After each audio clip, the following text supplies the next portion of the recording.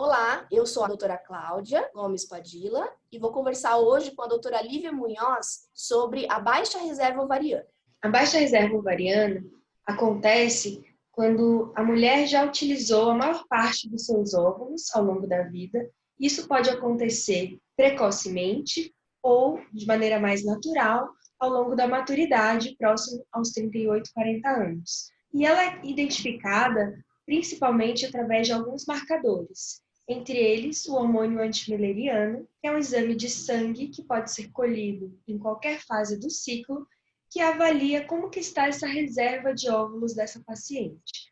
Em geral, para a gente considerar uma reserva baixa, ele tem que estar abaixo de 1 ou 1,1 a 1,2. Existe também uma avaliação feita por ultrassom, por meio da contagem de folículos antrais, e quando ela está abaixo de 7, em algumas referências de 5 a 7, você também tem uma baixa reserva de óvulos. Um outro marcador que é mais oscilatório ao longo dos meses de vida da mulher é o FSH. E ele indica como que está a resposta, como que está o ovário daquela paciente naquele mês.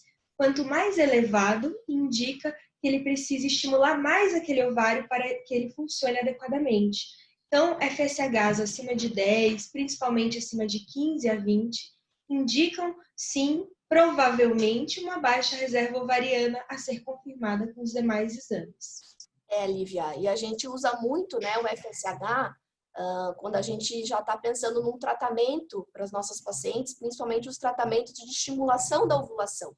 Geralmente a gente aconselha que seja medido segundo, terceiro dia, né, do ciclo menstrual, e a gente pode avaliar se esse FSH estiver mais alto naquele mês, a resposta dos folículos à estimulação tende a ser menor, né? E existem medicações e suplementos que a gente pode fazer do ponto de vista hormonal para tentar abaixar esse FSH e favorecer uma melhor resposta ovariana daquela paciente naquele mês. E falando já um pouquinho em tratamento, né? Então, essas pacientes que têm um diagnóstico de baixa reserva ovariana, eu sempre falo que o que a gente tem que ter em mente é que é um diagnóstico quantitativo, não é um diagnóstico qualitativo, no sentido de ser um diagnóstico de infertilidade. Então, o que eu quero dizer com isso? Que uma paciente que tem baixa reserva ovariana, não necessariamente ela é infértil, ou não necessariamente ela vai ter uma dificuldade para engravidar. O importante é que ela saiba que ela tem um período de tempo menor para engravidar, ou seja, a fertilidade dela não vai durar até os 40 anos ou depois, né? Ela tem uma tendência a entrar na menopausa mais cedo e ela tem uma tendência a acabar os óvulos de boa qualidade, que são os óvulos que vão resultar numa gravidez mais cedo. Então, ela tem um pouco mais de pressa para engravidar, né? Então, a depender da idade dessa mulher e a depender do desejo dela engravidar naquele momento ou mais para frente, é que vão ser indicados os tratamentos adequados para a mulher que tem baixa reserva ovariana. Então, se é uma mulher, por exemplo, de 35 anos, mas que quer fazer um mestrado, um doutorado, não está querendo engravidar naquele momento ou não tem um parceiro ideal, o mais indicado para essa paciente, por exemplo, é o congelamento de óvulos. Já para uma mulher que estava planejando engravidar, fazendo os exames pré-concepcionais, né, e teve esse diagnóstico, nunca tentou engravidar, se ela tem as trompas normais, se ela não tem nenhum outro problema de fertilidade, se o marido tem um bom espermatozoide, essa paciente pode começar por um tratamento mais simples. Por exemplo, como uma estimulação da ovulação para o coito programado, né, que a gente gosta mais de chamar carinhosamente de namoro em casa, né?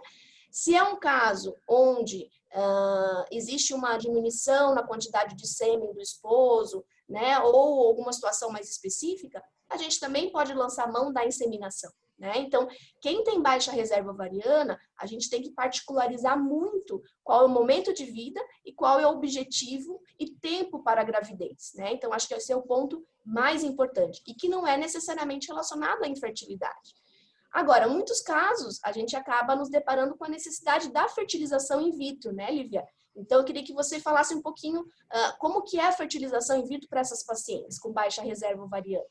Em muitos casos, se você tem uma baixa reserva ovariana e talvez umidade avançada ou algum outro impeditivo, a gente acaba optando por uma técnica que é mais eficiente, que ela otimiza as chances, que é a fertilização in vitro, né? Então, na fertilização in vitro, você faz um hiperestímulo do ovário durante mais ou menos 10 a 12 dias, para que você consiga coletar, em vez de um óvulo, que é o que normalmente a paciente ovula por mês, para que você consiga mais óvulos e assim aumentar as chances de gravidez no procedimento.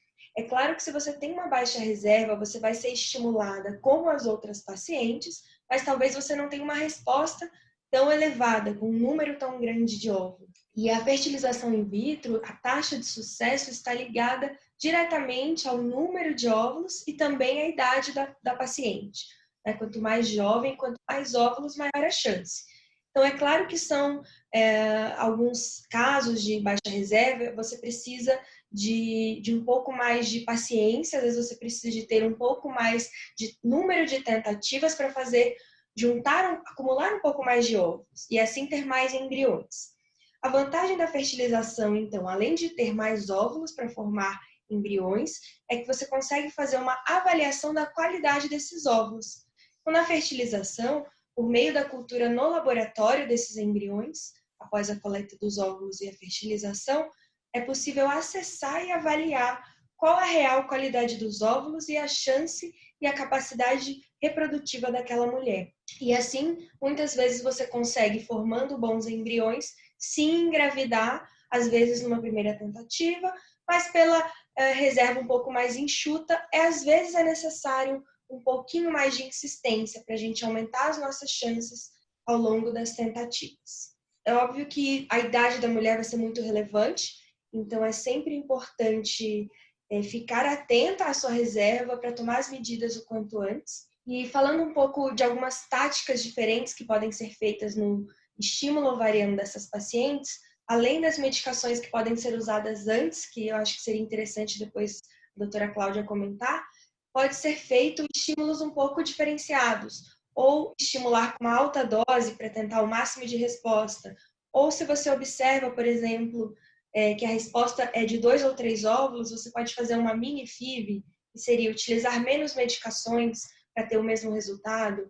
E, além disso, talvez uma outra opção interessante é o do STIM, em que você pode fazer 2 coletas em um mês só e, assim, otimizar o tempo daquela paciente que é precioso. Sim, né, Lívia? Então, sim, como você falou, como sempre a gente fala muito da individualização do tratamento, né? Então, esses protocolos podem ser escolhidos de acordo com a resposta, né, da paciente, porque além de uma baixa reserva ovariana, muitas pacientes podem ter uma baixa resposta à estimulação ovariana, né? Então, depende muito de como ela vai responder. Às vezes ela tem os folículos inicialmente, mas eles não conseguem crescer, não conseguem se desenvolver. Então, essa paciente vai ter menos óvulos ainda, né? Então, talvez ela seja uma mais candidata a um duplo estímulo ou talvez a uma mini FIV, né? Quando a gente sabe que essa baixa respondedora não precisa de altas doses de medicação. Com baixas doses, ela vai responder do mesmo modo, né? Só que aí a gente teria que fazer várias coletas de óvulos para ter um acúmulo maior de embriões, né? E falando um pouquinho de suplementação e um pouquinho do preparo, antes da fertilização in vitro, a gente pode usar algumas medicações para tentar melhorar essa resposta dos folículos, né? E isso também tem que se avaliar cada paciente. Mas algumas dessas medicações são, claro, os antioxidantes, né, que atuam na qualidade dos óvulos, e principalmente alguns hormônios, como o uso da testosterona em doses baixas e o uso do hormônio GH, né, que em casos particulares podem ajudar os folículos a se desenvolverem melhor e a gente ter um número maior de folículos recrutados e estimulados. Eu acho que a mensagem final é que essas pacientes precisam estar mais atentas, a procurar ajuda mais rápido e elas podem sim engravidar como as outras, mas elas podem precisar de uma atenção especial, de um cuidado individualizado do seu médico para chegar no objetivo final. E de mais tentativas, né, Lívia? Eu sempre falo que né, quando a gente tem esse diagnóstico, é importante conversar com a paciente sobre esse preparo psicológico, né, para o desafio que a gente vai ter de precisar, muitas vezes, de algumas tentativas, né, mas que, na maioria dos casos, com um bom tratamento, a gente vai conseguir sim a gravidez.